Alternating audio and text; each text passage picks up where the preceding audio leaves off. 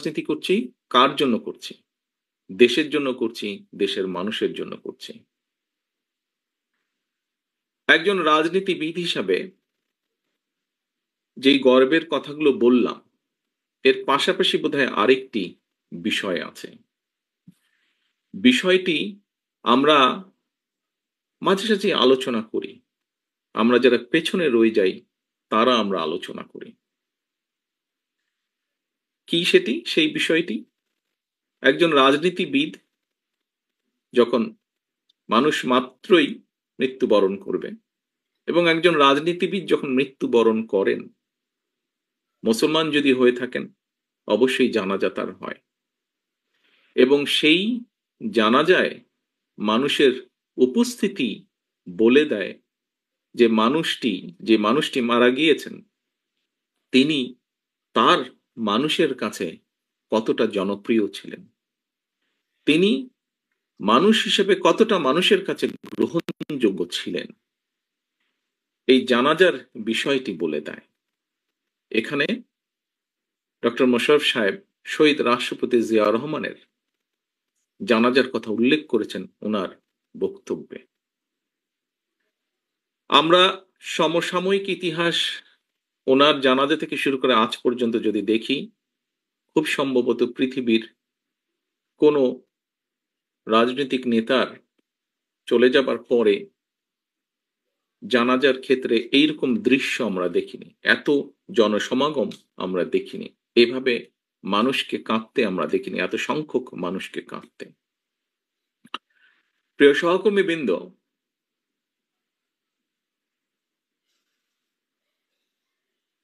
আমার মনে হয় যে আমাদের প্রত্যেকে মানুষ, এখানে যারা আজকে আমরা উপস্থিত আছি, প্রত্যেকেই আমাদেরকে একদিন চলে যেতে হবে।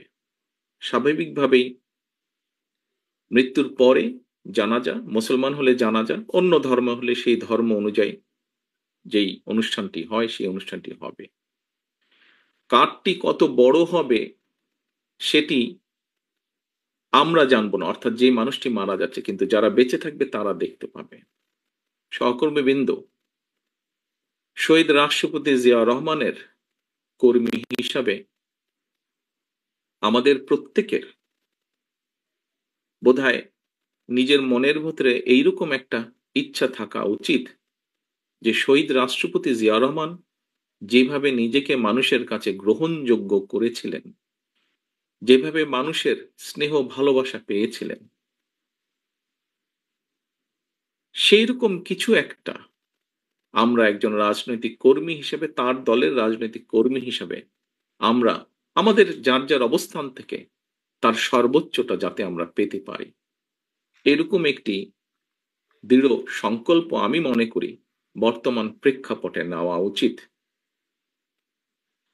আমরা শহীদ রাষ্ট্রপতি জিয়া রহমানের সম্মানিত আলোচকবৃন্দ বিভিন্ন বিষয়ে আলোচনা করেছেন। সকল কিছু যদি আমরা পর্যালোচনা করি, তাহলে আমি মনে করি একজন রাজনৈতিক কর্মী হিসাবে, ওনার সন্তান হিসাবে এবং ওনার দলের একজন রাজনৈতিক কর্মী হিসাবে আমার ক্ষেত্রে আমি সেই রকমই চাই।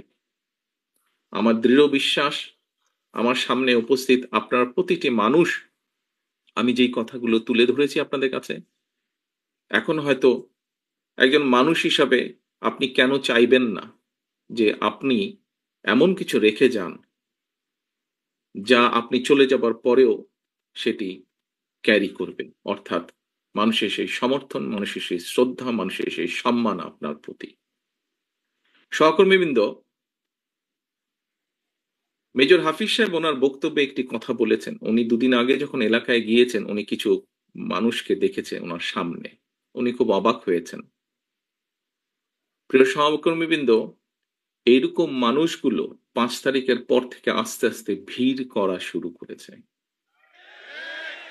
এরকম এখানে আরেকজন বক্তা বলেছেন যে এই ঘরে যারা উপস্থিত আছেন, খুব সম্ভব মঈন খান সাহেব বলেছেন ওনার বক্তব্যে, যে এই ঘরে যারা আপনারা উপস্থিত আছেন, আমাদের দেশনেত্রী থেকে শুরু করে আমাদের গ্রামের প্রতি শেষ কর্মীটি পর্যন্ত, প্রত্যেকটি মানুষ বিগত 15 বছরে, 16 বছরে, আমরা 111 থেকে ধরলে আরো লম্বা সময়, আরো 2 বছর সময়, কিভাবে আপনারা অত্যাচারিত হয়েছেন, নির্যাতিত হয়েছেন।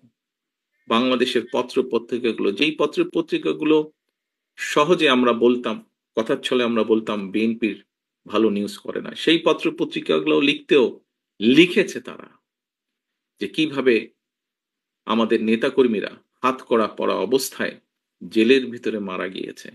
কিভাবে আমাদের নেতাকর্মীরা হাতকড়া পরা অবস্থায় হাসপাতালের বারান্দায় শুয়ে আছে।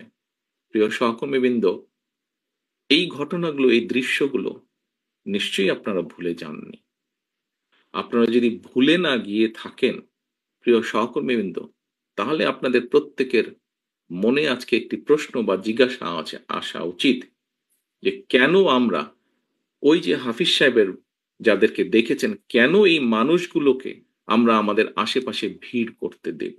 কারণ শহীদ রাষ্ট্রপতি জিয়া রহমানের প্রতি এখনো যে মানুষের ভালোবাসা, শ্রদ্ধা আছে, সেটিকে ধরে রাখার দায়িত্ব আমাদের।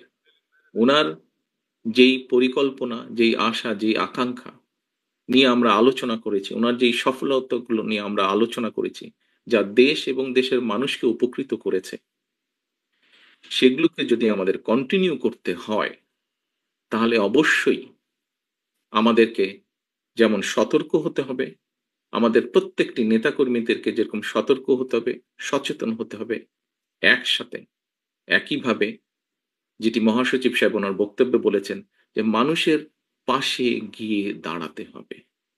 দেখুন, শহীদ রাষ্ট্রপতি জিয়া রহমানের যতগুলো কম বেশি ভিডিও আছে, তখন তো আর ভিডিও ক্যামেরা ছিল না, প্রজেক্টর ছিল, অনেক নষ্ট হয়ে গেছে।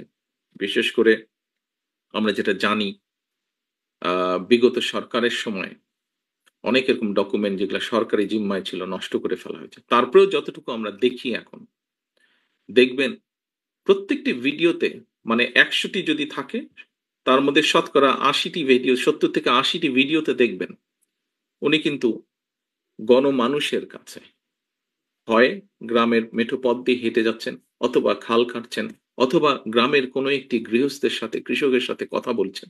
অর্থাৎ মানুষের মধ্যেখানে আছেন, অথবা স্কুলের শিশুদের সাথে কথা বলছেন, অথবা শিক্ষকদের সাথে। অর্থাৎ সোজা কথা, উনি মানুষের কাছে আছেন। তো আমরা তো উনারই নেতাকর্মী, আমরা তো উনারই ফলোয়ার। তাহলে কেন আমরা এই কাজটি করতে পারবো না? প্রিয় সহকর্মীবৃন্দ, রাজনৈতিক দল হিসাবে, একটি গণতান্ত্রিক রাজনৈতিক দল হিসাবে আমরা তো এক্সপেক্ট করবই, এবং শুধু এটা আমাদের এক্সপেকটেশন বা আশা না। এই অধিকারটিকে বঞ্চিত করা হয়েছিল গত ১ যুগেরও বেশি সময় ধরে, এবং এই অধিকারকে প্রতিষ্ঠিত করার পক্ষে বাংলাদেশের প্রত্যেকটি মানুষ সচেতন, প্রত্যেকটি গণতান্ত্রিক মানুষ। কি সেটি? সেটি ভোটের অধিকার, ভোটকে প্রতিষ্ঠিত করা। আমি বিগত ১ যুগেরও বেশি সময় ধরে বাধ্য হয়ে প্রবাসে থাকতে হচ্ছে আমাকে। আমি এমন একটি দেশে আছি যেখানে গত ৪০০ বছর ধরে গণতন্ত্র প্র্যাকটিস হচ্ছে। আমরা গণতান্ত্রিক দেশ, উন্নত দেশ, মানুষের গণতান্ত্রিক অধিকারের দেশ বললে প্রথমেই ব্রিটেনের কথা চোখের সামনে ভেসে ওঠে। প্রিয় সহকর্মীবৃন্দ, এই দেশে যেকোনো সরকারি ব্যবস্থা, যেকোনো রাষ্ট্রীয় ব্যবস্থা, যেকোনো ব্যবস্থা কেন মানুষের পক্ষে? তার একটি মূল কারণ হচ্ছে এই দেশের মানুষের ভোটের অধিকার প্রতিষ্ঠিত রেখেছে তারা। যেকোনোভাবেই হোক সেটিকে প্রতিষ্ঠিত রেখেছে।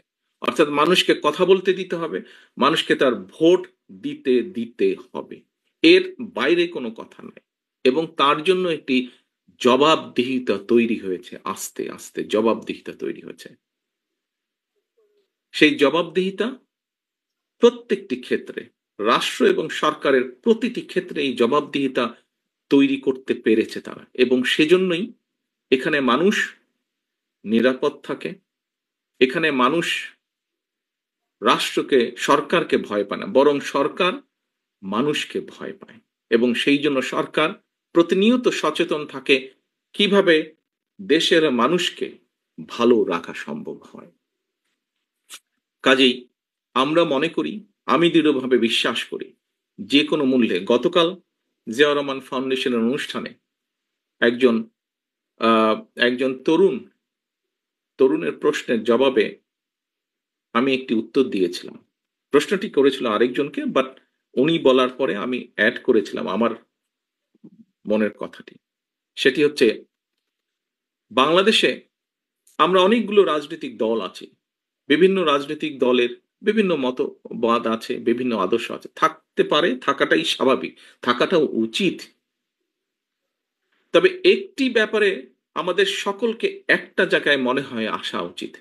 অর্থাৎ যে কোনো মূল্যে আমি আমার আদর্শের কথা বলবো, আরেকজন আরেকজনের আদর্শের কথা বলবে। আমি সুযোগ পেলে আমার আদর্শ বাস্তবায়ন করব, জনগণ যদি আমাকে সুযোগ দেয়।